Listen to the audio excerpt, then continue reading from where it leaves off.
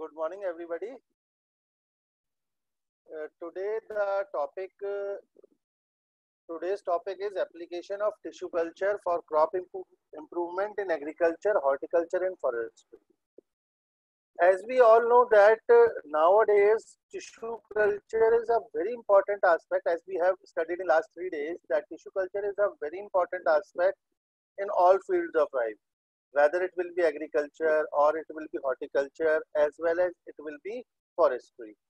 In all these three aspects, a part of agriculture, horticulture, forestry, in food industry, in paper industry, in textile industry, in all those type of industry, tissue culture and its application are very important, and they can have or they can be used to increase the productivity of those particular industry by various means.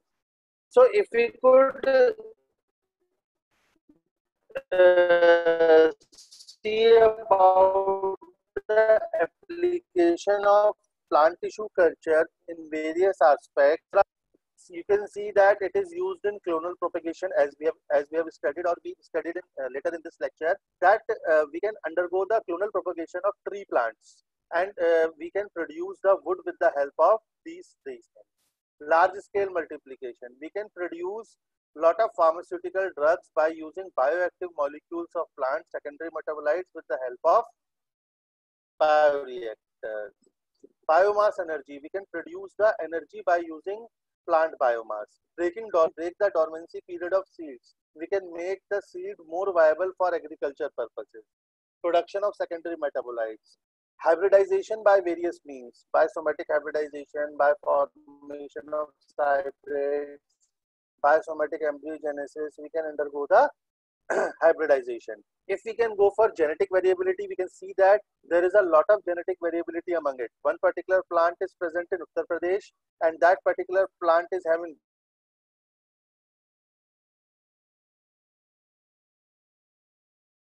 the different type of variability or different type of characteristic feature. So it is very beneficial to study the genetic variability among the species with the help of plant tissue culture. We can produce disease-free plant with the help of plant tissue culture. We can also produce haploid or triploid plants with the help of plant tissue culture. One of the most important aspect nowadays, in next week lecture, we will study about IPR. So we will study trade-related intellectual property rights system. We will study general agreement for trade and tariff. In this, we will study how the germplasm is exchanged within the countries, how one country can exchange or give its genetic resources to the another country. What are the safety measures? What are the regulations of transferring those material or those germplasm from one country to the another country?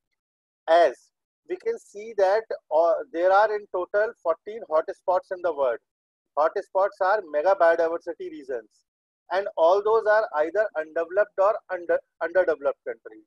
So it is very important that germplasm exchange should be in certain limitations. Otherwise, all the developed countries should utilize the resources and cannot give benefit to the underdeveloped or undeveloped countries.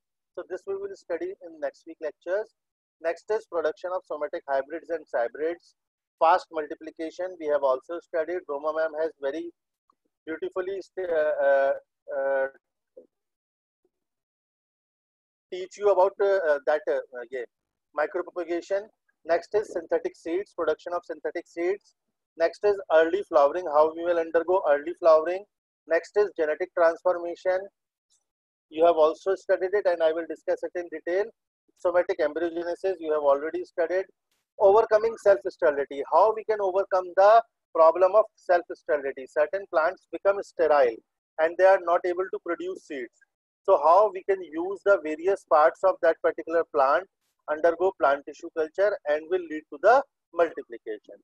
And finally, the cryopreservation of germplasm.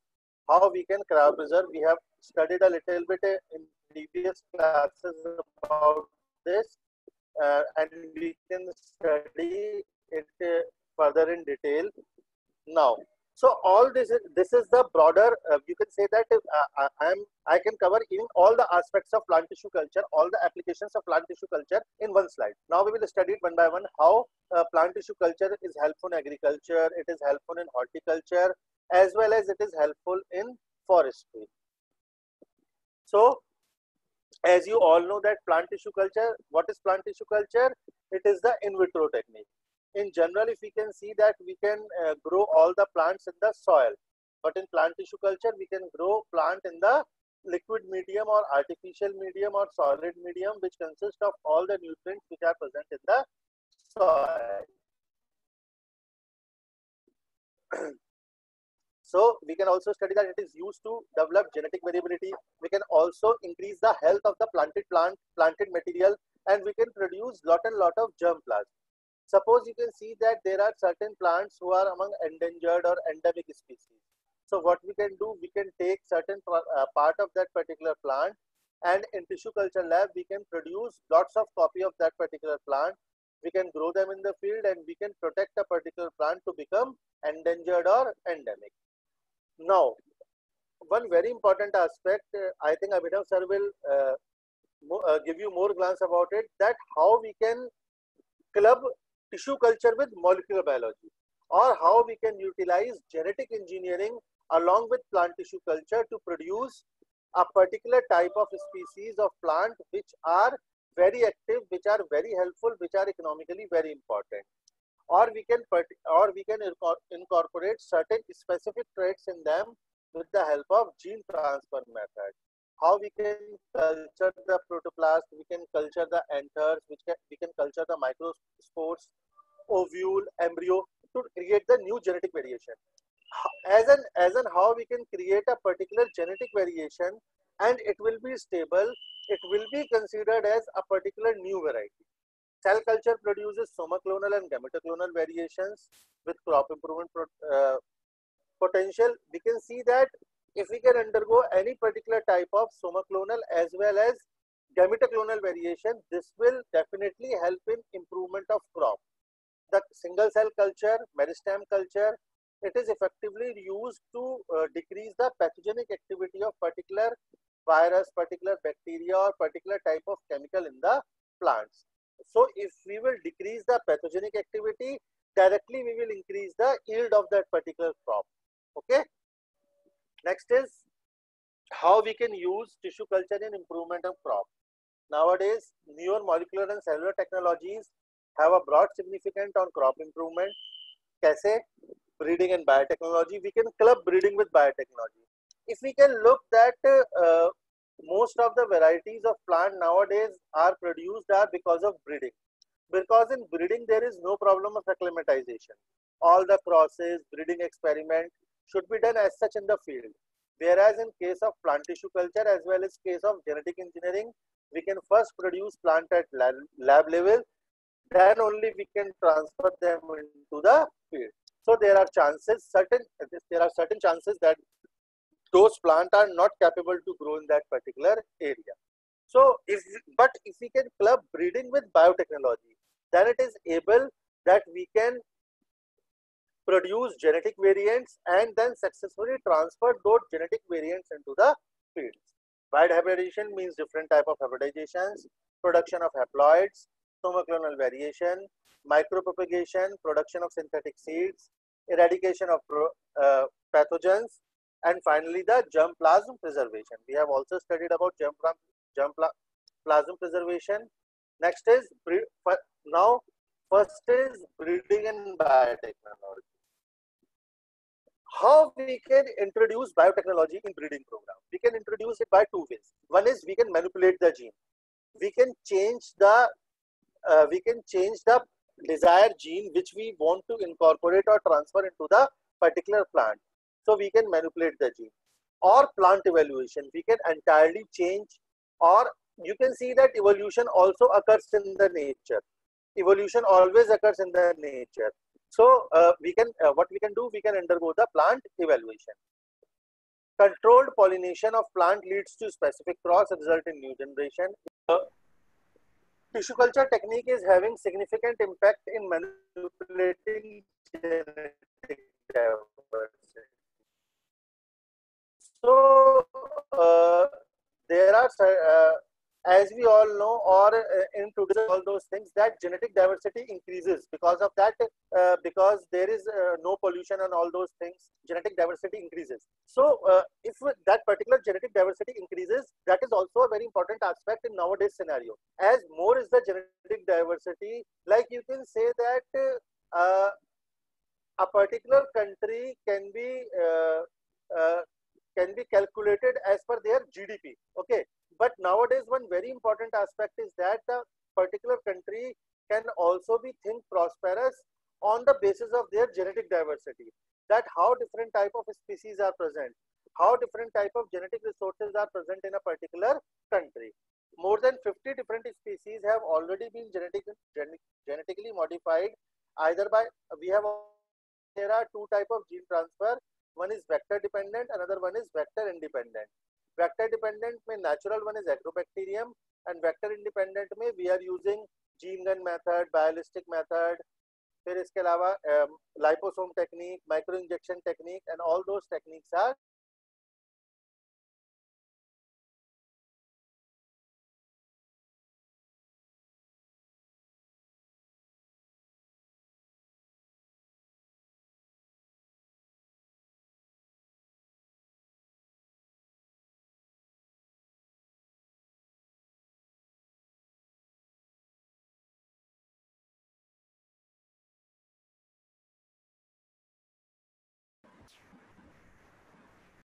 Cut गया लग रहा है. important role or major role in the development of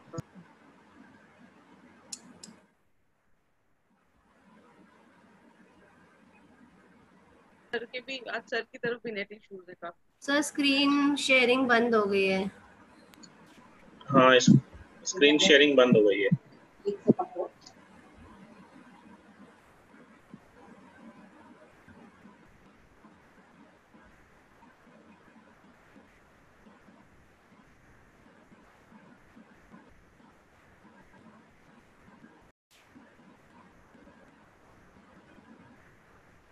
a sample with the desired gene which we are going to use, then we will get that particular gene as PCR product. Then we can undergo the transformation of that particular gene with the help of suitable vector. Then we can transfer that particular gene into the host plant, in which we are going to see the characteristic feature of that particular plant. Then we can see then how you can analyze it, that whether gene is transferred or not. You can analyze this with the help of genetic engineering tools. There are various tools. There are tools such as southern hybridization, such as western hybridization, by which, or you can there are tools such as southern hybridization, western hybridization, by which you can recover or you can check whether your gene is transferred or not, or you can do it with PCR also. But the most effective technique is nowadays southern hybridization and northern hybridization, with the help of which you can check whether your transgenic plant or your gene is transferred or not. One of the more important things rather than to check that particular gene is that whether that particular gene is expressing or not. So there are certain expression systems in genetic engineering. With the help of those systems, you can check the effectiveness, you can check the expression level of that particular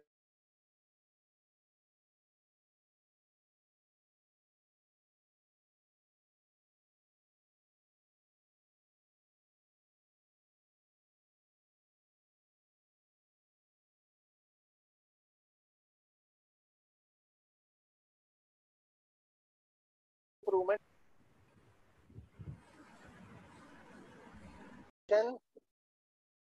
The process of fertilization can be blocked at any of the. There are two types of barrier. One is pre-zygotic barrier, another one is prozygotic barrier.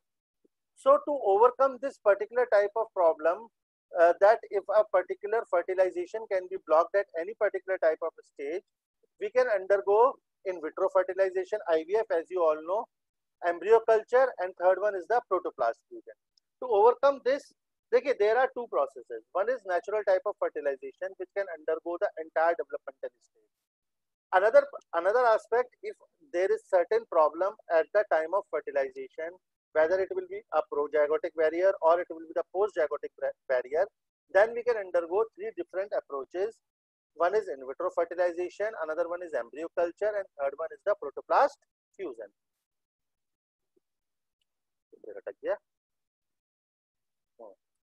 In vitro fertilization. IVF has been used to facilitate both interspecific and intergeneric crosses. So there are two types of crosses. One is interspecific cross, yani ki within the species.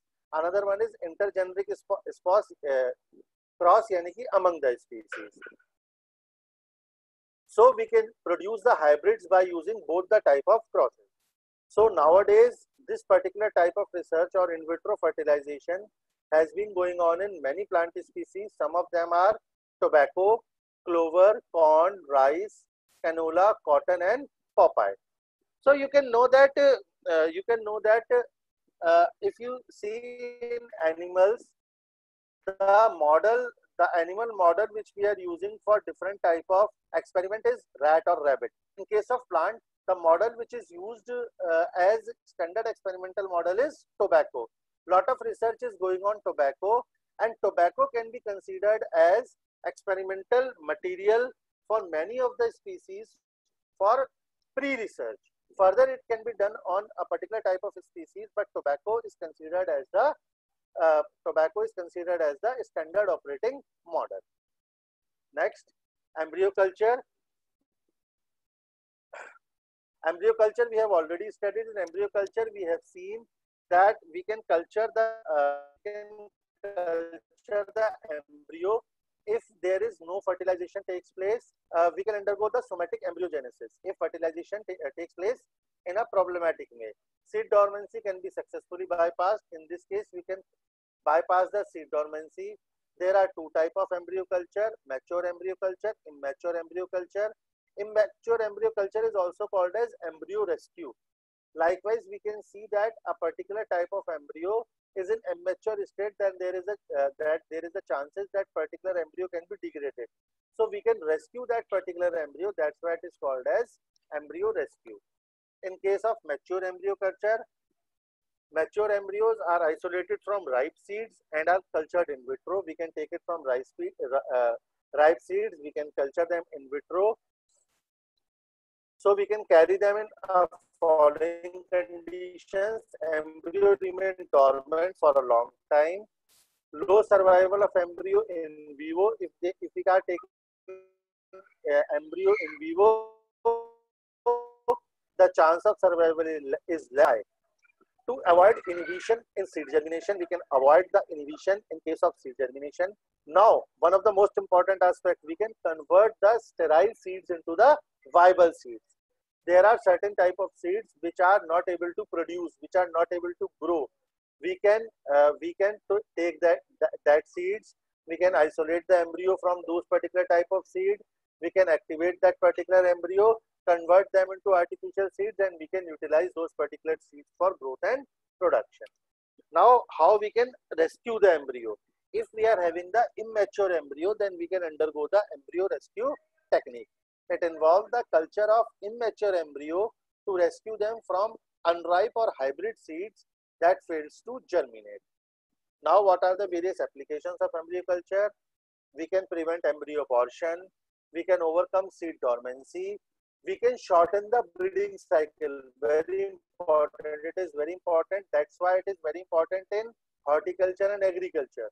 We can shorten the breeding cycle. We can produce the haploids. We can overcome the seed sterility, and we can undergo the clonal propagation and use those particular type of application in the forestry. It has been successfully applied for a number of agriculture crops such as cotton, barley, banana, orchid, roses, tomato, rice, jute, and some brassicas. So you can see that embryo culture or somatic embryogenesis is nowadays widely used in all the aspects of crop improvement. Whether you are using it in agriculture, you can use it in horticulture, or even you can use it in forestry culture also. Protoplast fusion. What is protoplast fusion?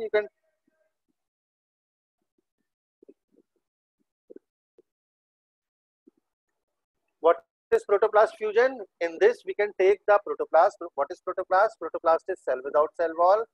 So what we can do, we can take we can take the protoplast of two different species, fuse them, and make the hybrid. So you can, as you can see in first slide, you can see that we can develop a unique hybrid plant which cannot be produced by conventional hybridization. Protoplast of two plants can be fused either by chemical or physical method. Okay, what are the various applications? It opened the new era for genetic manipulation. We can take protoplast of two different species, we can club them, and we can get the characteristic features which are genetically manipulated or which are even not present in both the species. We can produce disease resistance plant, we can produce environmentally tolerant plants, we can produce quality characters, and one of the most important aspect is we can have the cytoplasmic male sterility, which is nowadays very important in plant breeding practices. Next is production of haploids. Haploids are single set of chromosome. As you all know, diploid are having two set of chromosome, haploid are having single set of chromosome. They are used for producing homogeneous lines. Yet now at least 171 plant species have been used to produce haploid plant, either by using pollen or by using anther or by using microspores. In case of cereals, it has been successfully done on barley, maize, rice, wheat. In case of fruit, it can be successfully done on grapes and strawberry. In case of oil seeds, it can be successfully done on canola. In case of tree, it can be successfully done on apple, lychee, poplar and rubber. In case of plantation crops, it can be successfully done on cotton, sugarcane and tobacco. In case of vegetable crop, it can be successfully done on asparagus, cabbage and carrot, pepper, potato, sugar beet, tomato and wing beans. So you can see that how the production of haploid plants is nowadays very important. And all the transgenic plant which we are producing, like BT cotton, BT brinjal, they all are haploid. They all are haploid plants. Next is, there are two strategies of producing haploid plant. One is androgenesis, one is gynogenesis. What is androgenesis? If we can produce haploid plant using male part of the plant, either we are using anther or we are using the pollen. In gynogenesis, we are using the female part of the plant, either we are using the ovary or we are using the ovule culture. In case of androgenesis, pollen culture is preferable than the anther culture. Why? Androgenesis starts from a single cell. It can be regulated. Isolated microspore are ideal for several genetic manipulations, and those manipulations may be transformation as well as the mutagenesis. So they are very helpful in developing the haploid plant. Undesirable effect of anther wall and associated tissue can be avoided. Anther consists of anther wall, and they consist of certain type of tissues. Sometimes anther and anther wall show hindrance when we are culturing the anther. So culturing the pollen is a better option than culturing the anther. Next is somoclonal variations. This I have already discussed. We have slightly discussed in this. The genetic variation found in in vitro culture cells are collectively called somoclonal variation. The plants are called somoclones. It occurs due to genetic heterogeneity in plant tissue culture. Expression of genetic disorder, it is helpful. Spontaneous mutation due to culture conditions. Now, the most important aspect, the genetic change includes, what are the various genetic change that we can see in somoclonal variations? Polyploidy, aneuploidy, chromosomal breakage, deletion, translocation, gene manipulation and several mutations. All these things are nowadays currently used to produce new variety of plant or to mitigate the disease from particular type of plants. So all these approaches, all these genetic changes, we can overcome those type of genetic changes by producing somoclonal variants. Many of the change observed in plants are regenerated in vitro, have potential agriculture and horticulture significance. What are those? The alteration includes, what alterations we can undergo? Plant pigmentation, seed yield, we can increase the yield of seed, plant vigor and size, solids, disease tolerance or resistance. So you can see that all these aspects are somehow related to horticulture part of a particular plant. Pigmentation, seed yield, plant vigor and size, essential oil, leaf and flower morphology, fruit solids, and disease tolerance and resistance. Such variations are observed in wheat, maize, tomato, sugarcane, oats, oilseed rice, celery and potato. So you can see that by the help of somoclonal variation, we can protect our plant for any type of genetic change, and we can also undergo the alterations which can make the plant more economically important. Next is micropropagation. What is micropropagation? You all know it is the clonal propagation with the help of tissue culture. It is a asexual type of propagation. A small amount of tissue is needed. We can develop resistance using micropropagation. We can use this we can use the plant produced from micropropagation for international exchange. We can use them to stock the plant. It includes clonal propagation. It is of two types: multiplication of auxiliary bud, multiplication of adventitious roots. I am not going into the detail of micropropagation, as Roman has already gave a gist of micropropagation to you. Synthetic seeds. I and Roman also discussed about synthetic seeds. They are produced from somatic embryo. We can coat the somatic embryo and we can use it for further. Different type of synthetic seeds are, we can encapsulate the somatic seed in water gel. We can dry and coat somatic embryos. We can dry and uncoat somatic embryos. Suspended somatic embryos are suspended in liquid water gel. So for encapsulation, we generally use sodium and calcium alginate for encapsulation because it is less toxic and embryos can be easily handled. The artificial seeds can be maintained in viable state, still they are planted. Next is pathogen eradication. That is very important aspect. How we can eradicate the pathogens with the help of plant tissue culture. Plant species are infected with wide variety of pathogens. Virus can infect a particular plant, bacteria can infect, fungi can infect, mycoplasma can infect, nematodes can infect and cause lot of diseases in the plant. Tissue culture technique like meristem tips, culturing of meristem tips can be successfully used for the production of disease-free plants. Some examples in which we can easily eliminate the infection of virus using meristem cultures are Solanum tuberosum, you all know. In this, there are certain type of viruses, leaf roll potato virus, AXYS. So we can totally mitigate those particular type of virus from Solanum tuberosum, Allium sativum, mosaic virus. You all can see that there are some yellow patches on green leaves. That is called as mosaic. So that particular mosaic is because of mosaic virus. In Petunia, tobacco mosaic virus can be totally cured. In Musa species, cucumber mosaic virus can be cured. In Brassica species, cauliflower mosaic virus can be cured. In Armorica ruxinsia, turnip mosaic virus can be totally cured. Next is germplasm preservation. How we can preserve the germplasm? We all know that germplasm can be preserved by the help of technique cryopreservation. Germplasm broadly refers to the hereditary material transmitted to the offspring through the germ cells. The main objective of germplasm conservation is to preserve the genetic diversity of particular plant or genetic stock for its onset anytime in future. You can see that suppose there is a particular plant which is economically very important, which has certain type of pharmaceutical activity. So that plant can be exploited at a very large level.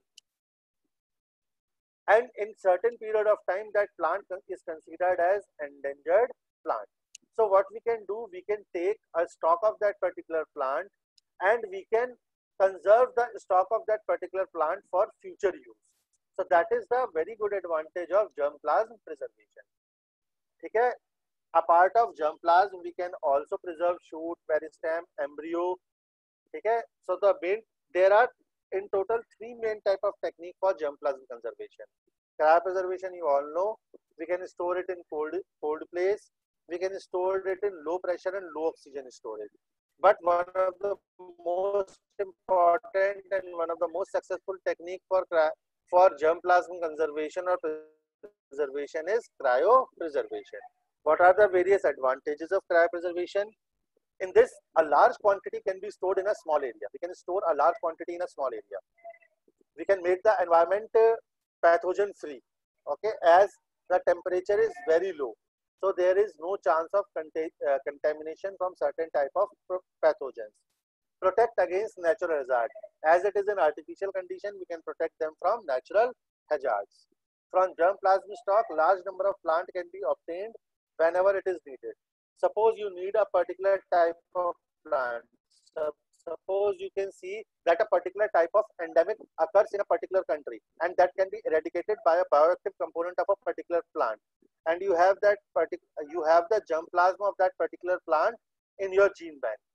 What you can simply do, you can take the germplasm, you can produce lot of copies of that particular plant, extract that particular pharmaceutic from that particular plant and use as a bioactive molecule. Obstacles for their transport through national and international boundaries are minimal since they are maintained under aseptic condition. Suppose you have to import or export particular germplasm from one country to another country. So as that particular plant is in standard control condition, so there is no conflict among two countries for transfer of that particular germplasm. For this, we are having certain type of agreements, gate or trips, which we have studied in next week lecture. Next is how plant tissue culture is helpful in forestry. As we all know, by micropropagation, by apical meristem culture, by embryo culture, by endosperm culture, by using the haploid plants. So I am not going in the detail of it. I am just giving you one example or one case study of each of the particular technique. How these techniques are used.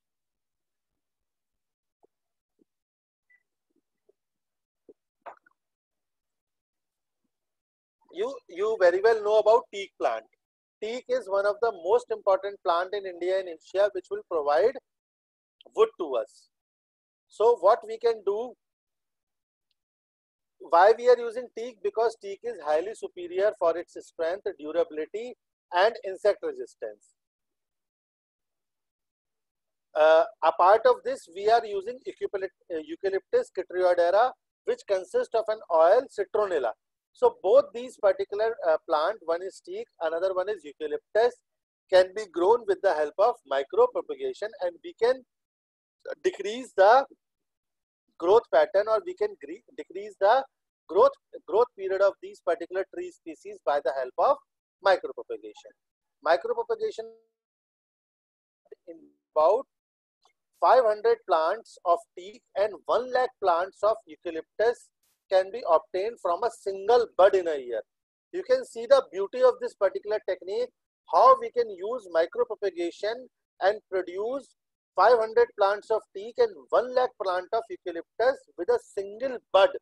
We are only using a single bud in a year and we are produce a lot number of plants with the help of micropropagation.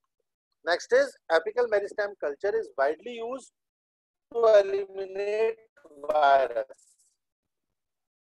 So you can see that in cassava, we are using apical meristems along with growth nutrients such as GA3, Na and BAP. By this, we can produce the virus-free plants of cassava by using meristem culture or by using apical meristems. Now, there is an attempt which can be done to cross Pinus lambrinata and Pinus armanida and Pinus lambrinata and Pinus coronesis. What we can do, we can undergo the fertilization. When we can undergo the fertilization, we can see that the seeds, the hybrid which are produced are not germinable. They cannot be germinated. But what we can do, we can take the premature hybrid embryo. We can take the premature hybrid embryo, we can rescue those embryo, and we can then we can use those particular embryo for producing disease-resistant spinous plant. So we can use the embryogenesis, we can use the somatic embryogenesis for producing the disease-resistant spinous plant. In Populus, which is a pulpwood plant, it can produce the pulpwood. These plant contains this is a triproin plant, okay? And we can produce by using endosperm culture. And when we can use the endosperm culture to produce it, we can see that the better the quality of pulpwood which we will produce from this particular plant, Populus, the quality is very good. Again, seed sterility of triploid plant is not a serious setback because seedless triploid plant can be propagative vegetatively. So you can see that teak, that pinus and that Populus, all those economically important tree species, forest species can be cultured with the help of plant tissue culture, and we can increase the production of those economically important plants with the help of plant tissue culture. Another example is in Hevea. Haploid plants are obtained by isolated microspore and anther culture. They are very important for mutational research in forest trees. Mutant varieties can be achieved very easily from homozygous diploid plant by the help of mutagenic treatment. This Hevea is the rubber yielding plant. So we can obtain this Hevea plant with the help of microspore culture. So if we can see, we can get a glimpse that plant tissue culture technique, whether it will be micropropagation, whether it will be somaclonal variation, whether it will be somatic hybridization, whether it will be gene transfer, whether it will be traditional breeding, or it will be artificial seed production.